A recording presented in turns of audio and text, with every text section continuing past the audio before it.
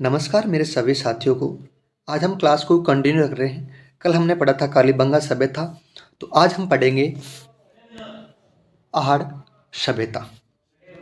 आहड़ सभ्यता उदयपुर में स्थित है और ये सभ्यता आयड़ नदी के किनारे पर स्थित है। कौन सी नदी के किनारे पर?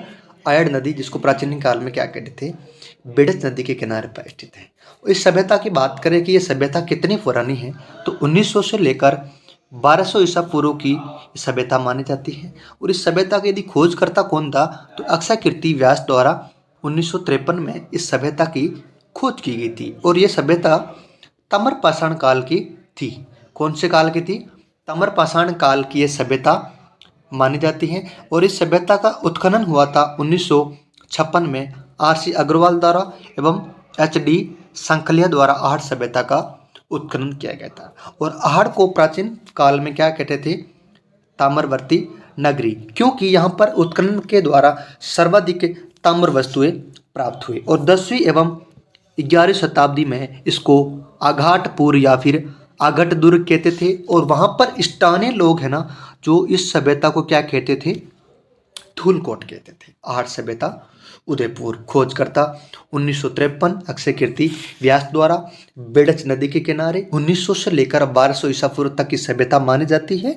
और ये सभ्यता ताम्रपाषाण काल की है। उत्खनन 1956 में R.C. अग्रवाल एवं H.D. सांकलिया द्वारा। प्राचीन नाम ताम्रवर्ती नगरी। 10वीं एवं 11वीं शताब्दी में इसको आघटपुर या फिर आघट दुर्ग कहते हैं। और उदयपुर के आसपास वाले स्थानीय भाषा में इसको क्या कहते हैं?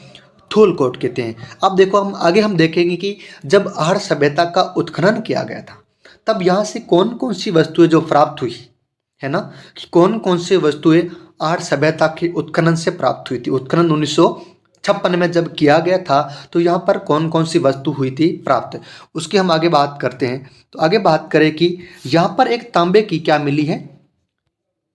तांबे की मुहर मिली है, जिसको प्राचीन काल में भी मुद्रा कहते थे।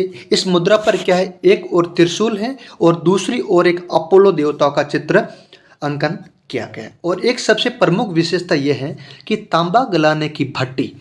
तांबा गलाने की भट्टी, इसमें क्या होता था? जैसे तांबा गलाने की भट्टी, क्योंकि जो जहाँ पर तांबे के जो औजार प्राचीन काल में खोजे गए थे, तो इसके अंदर रख के तांबे के औजार है जो गलाए जाते थे, इसलिए इसको क्या कहते हैं? तांबा गलाने की भट्टी।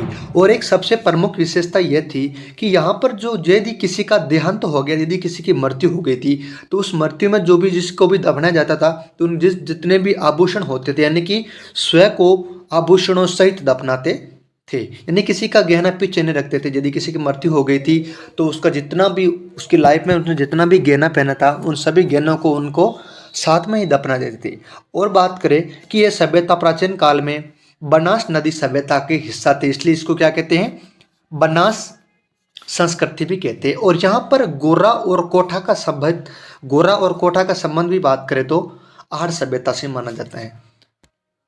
आगे बात करें तो गिलुंड सभ्यता। गिलुंड सभ्यता बनास नदी के किनारे पर स्थित है। और गिलुंड सभ्यता राजसमंद में स्थित है। कहाँ पर स्थित है?